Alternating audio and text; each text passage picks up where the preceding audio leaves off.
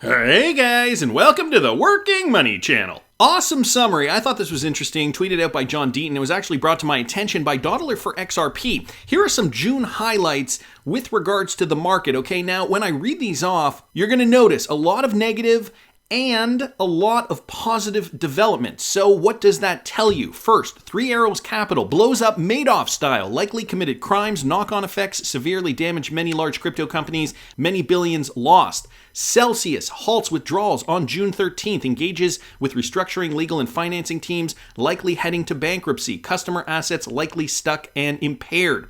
BlockFi loses hundreds of millions of dollars on bad loans. Receives an emergency $250 million loan from FTX. I'm just going to kind of summarize them. Voyager Digital nearly implodes. Receives emergency $500 million loan.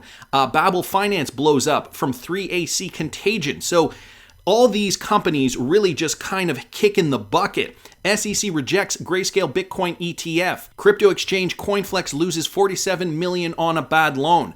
CEO and CFO of Compass Mining resigns. But Solana announces plans for a smartphone. MicroStrategy buys $10 million of Bitcoin. Ronaldo partners with Binance for NFT collection. PayPal enables transfers of BTC, ETH, Bitcoin Cash, and Litecoin.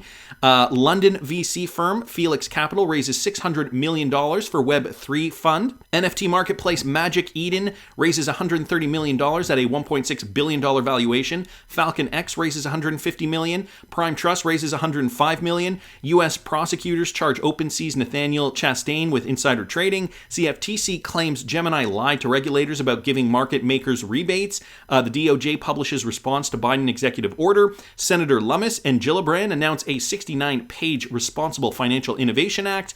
Coinbase cuts 18% of employees. ProShares launch a short Bitcoin ETF. NYDFS issues stablecoin guidance. DeFi protocols generally perform well during market stress. Coinbase introduces increased KYC and outgoing transactions in some jurisdictions. Nexo offers to acquire qualifying assets from Celsius. Citadel partnering with Virtue to build crypto trading marketplace. Now, guys, the reason I wanted to mention some of these points, because it's quite a long list here, and I guess I didn't have to mention them all, was because despite where we are, despite where price is, based on a lot of these negative factors, XRP is trading just over 31 cents at the moment of this recording. Despite all that, we are also getting, I think, an equal amount. I feel like it's almost like 50-50, an equal amount of positive news. Companies being funded through venture capital. Investors like Microsoft buying up more Bitcoin. And just in the video I did this morning, I talked a little bit about Nayib Bukele as well, the president of El Salvador, also buying Bitcoin, guys. I'll link this morning's video up here in the top right-hand corner if you didn't catch it. A lot of regulation also happening behind the scenes, and some digital asset platforms actually restructuring and looking for ways to thrive again. So despite all the losses, the Three Arrows Capital, the Celsius, the BlockFi, Voyager Digital, right? There are so many that are kicking the bucket. We are also seeing progress in the space, and so don't let this fool you. Don't let this make you think that this is the end for cryptocurrency. Bitcoin is also down as of the time of this recording under that $20,000 psychological level. But progress is being made, guys. This is from Michael at Val5 Links. I'm going to go out on a limb and say we get stablecoins done this year. This was Pat Toomey on stablecoin regulations. The U.S. federal government is working on stablecoin legislation with Congress that could become law by the end of the year. And I think this actually could be a huge step in the right direction for U.S. regulation. The President's Working Group on Financial Markets, an intergovernmental group composed of heads of several financial regulators, met Thursday to discuss recent stablecoin activities and future legislation. This legislation would be introduced by the House Financial Services Committee. The official said Thursday's meeting was planned to let regulators and other participants review recent events in the stablecoin sector, including algorithmic stablecoins, the official said. It was also meant to involve the participants in the effort to move legislation this year. So this is what they're proposing, guys, and they're looking to have this hammered out by the end of the year. This is perhaps maybe a bit of an optimistic goal, as suggested by Pat Toomey here. He already suggested that there may be a stablecoin law by the end of 2022. Speaking at CoinDesk's Consensus 2022 conference earlier this month, Toomey, who has also introduced his own landmark stablecoin bill, said he knew the administration of U.S. President Joe Biden was interested in passing stablecoin rules. So that's Pat Toomey's projected timeline, going just along with the positive and the negatives that we're seeing in the crypto space. Despite all that, too, we're also seeing Deutsche Bank. They're predicting Bitcoin may reclaim $28,000 this year, so in 2022, and we're already halfway through. The rationale behind the modestly upbeat prediction is that the stock market is likely to partially recover by the end of the year, so they're linking it to the stock market performance. Due to a strong correlation with the tech-heavy NASDAQ 100, Bitcoin is likely to recover in tandem with U.S. equities, Deutsche Bank says. The world's largest cryptocurrency has once again slipped below 20,000, as I just mentioned, but Tom Lee's investment firm Fundstrat recently predicted that the price of the largest cryptocurrency could retest the June low of 17.5. So, we could actually go lower if I just bring this up real quick, throw it on the daily.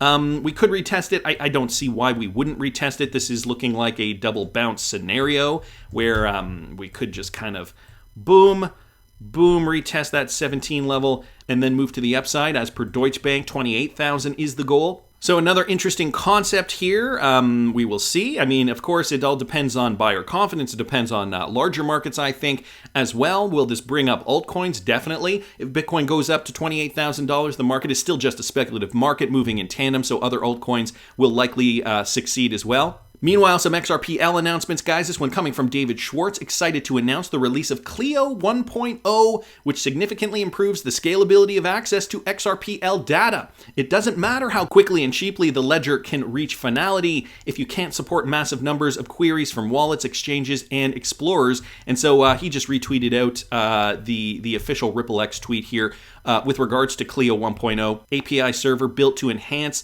throughput for API requests, reduce memory usage, lower storage overhead, enable easier horizontal scaling. And so there's a link here, review the documentation to run a Clio server. If you guys are interested in the techie stuff, I will leave this here for you.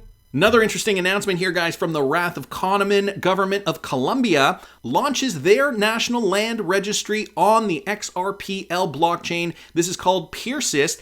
Thanks to Cameron Longfield here for pointing this out. I suspect we'll hear more soon. Not only a fascinating use, there is some juicy stuff here at the end. So there's a video here just describing what is going on with that. But Wrath of Kahneman really just sums it up here. Earlier this month, PeerSys tweeted about their notary solution using the XRPL. Didn't know this was in stone, and so this tweet was from back in June of 2019. Data notarization and XRP stamp can easily be adapted to digital notary, land registry, digital ID, brand register, proof of ownership and time, and supply chain. So finding more use cases here for the XRPL. Their notary solution works in the Sum app as well. How does XRP stamp work? Logging in with the Sum app makes the platform very secure and easy to use. You just have to scan the QR code to be inside, jump from the mainnet and testnet easily on the main page. Make sure your Sum app is on the same network as XRP stamp. So just giving you guys some more details. Again, this was from last month, but kind of flew under the radar.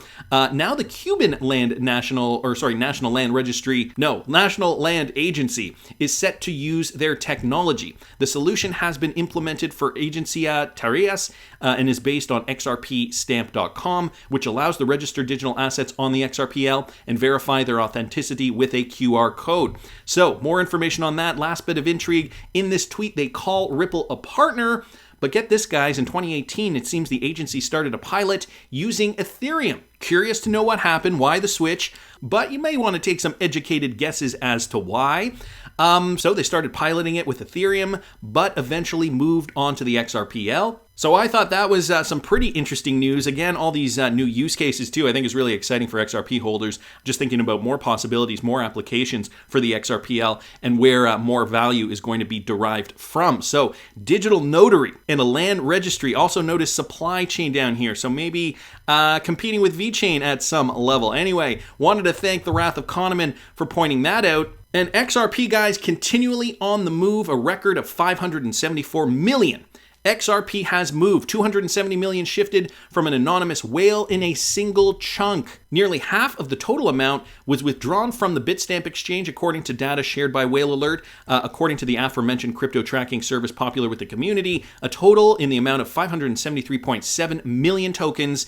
That sum constitutes about $178 million USD in fiat money. A total of 269.8 million XRP was moved in a single transfer worth about $88.1 million. So two huge transfers of XRP. Whale Alert tagged wallets where the crypto was sent later labeled unknown. However, the XRP-focused BitHomp website revealed that 244 million XRP were shifted to the custodial service BitGo. So a little more insight on these transfers. This platform, which was acquired by Mike Novogratz, has Ripple Labs among its customers, where Ripple holds part of their XRP stash. Interesting to note that. I mean, it could be being transferred to Ripple, but we just don't know. The wallet is anonymous. However, take a look at this, guys. Tweeted out from Santiment, XRP is holding up better than most altcoins on a Thursday crypto slide. A couple of days ago, the XRP network exploded with unique addresses interacting on the network exceeding 200,000 for the first time since February of 2020. This is worth watching. Guys, take a look at this. This is a scale from back in June. This just represents 1 year, so June of 2021.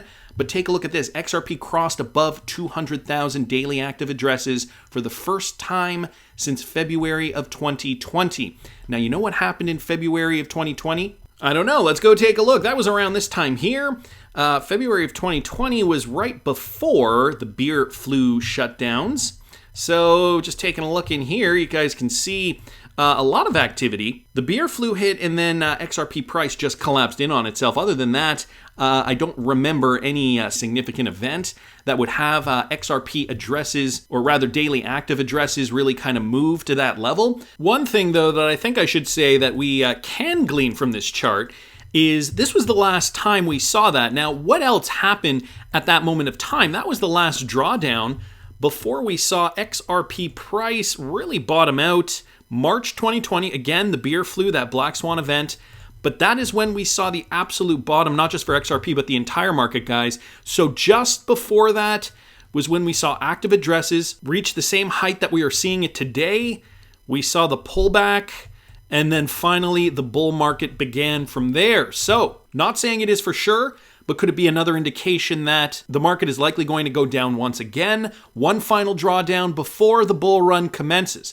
So just another perspective there. So exceeding 200,000 for the first time. Why is this happening? FOMO down here, short the FOMO, saying, I think I figured it out. XRP, he went on to xrpscan.com. That account has been spraying XRPL addresses with a few drops to send a memo. Cool stat, he says. I can pull that out real time from the way I watch balance updates as well. Subjective views down here, bringing up the Pentagon article. I don't know if you guys caught the video I did yesterday about the Pentagon. I will link it up in the top right-hand corner, basically stating how the Pentagon has been reviewing Bitcoin, Ethereum blockchain technology, realizing that it in and of itself is not as decentralized as some people think. And so scrutinizing it, I think, though, there's a double-edged sword and a kind of a double agenda there.